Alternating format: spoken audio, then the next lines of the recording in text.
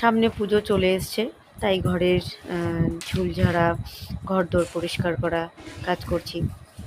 তো আমি মৌসুমি চলে এলাম আবারও একটি নতুন মিনি ব্লগ নিয়ে। তো আজকে আমি সারাদিন কি করছি তো তোমাদের সঙ্গে শেয়ার করছি। আমি ঘরের ঝুল ঝাড়ছি। তোমাদের কার কার কমপ্লিট প্লিজ আমাকে একটু কমেন্টে জানাবে। আমার ভিডিওটা যদি ভালো লাগে তো তোমাদের কাছে অনুরোধ, অবশ্যই একটা লাইক করো, আর কমেন্ট করতে না ভালো লাগলে করো না। তো ঘরের কাজ তো করতেই হয়, এটা আমাদের প্রত্যেকটা হাউস ওয়াইফদেরই কাজ। তো ছেলেও চলে গেছে স্কুলে, হাজব্যান্ডও বেরিয়ে পড়েছে অফিসে।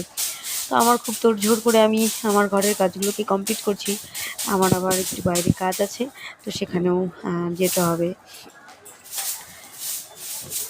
তো এই তো একটা জিনিস না বললেই নয়, যেটা খুব বলতে ইচ্ছে করছে ভিডিওতে।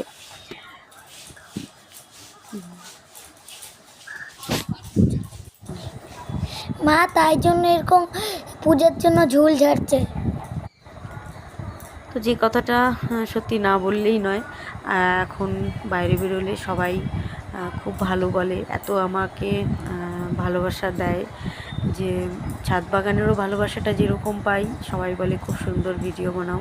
তো সত্যি যারা ফেসবুক থেকে দেখছো তারা অবশ্যই একটা ফলো করে দিও, আর যারা ইউটিউব থেকে দেখছো তারা সাবস্ক্রাইব করে দিও আমার চ্যানেলটিকে। তোমাদের ভালোবাসা অবিরাম, তোমাদের ভালোবাসা এভাবে না পেলে পরে সত্যি এত ভালো ভালো রিভিউটা পাওয়া যায় না। তো যারা আমাকে ভালোবাসে, যারা আমার ভিডিও দেখতে ভালোবাসে, তারা লাইক কমেন্ট করে, আর যারা ভালোবাসে না তারা স্কিপ করে যায়। তো তোমাদের সঙ্গে কথা বলতে বলতে দেখো চলে এসেছি। আমি এসেছিলাম পৌরসভাতে, সেখানে আমার প্রায় 10 মিনিটের মতো কাজ ছিল।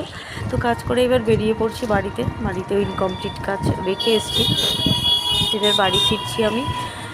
তো বাড়িতে গিয়ে আবার কিছু কাজ আছে, কাজ করব। চলে এসেছি বাড়িতে এসে, আর একটু কিছু গোছানো কাজ ছিল, সেটা করে নিয়ে তারপরে ওয়েট করব ছেলের জন্য, কারণ ছেলে আসারও সময় হয়ে গেছে। এখন দিনটা অনেক ছোট হয়ে গেছে, তো সারাদিন লেগে যায় কাজ করতে। তো ঘরের এরকম কাজ করতে শুরু করলে তো আর ওই সময় থাকে না।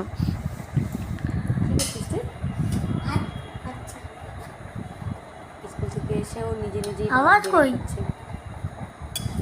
হাতাটা ওইভাবে ধরে না, হাতাটাকে ঠিক করে ধরো। হ্যাঁ হ্যাঁ, ব্যাস ব্যাস।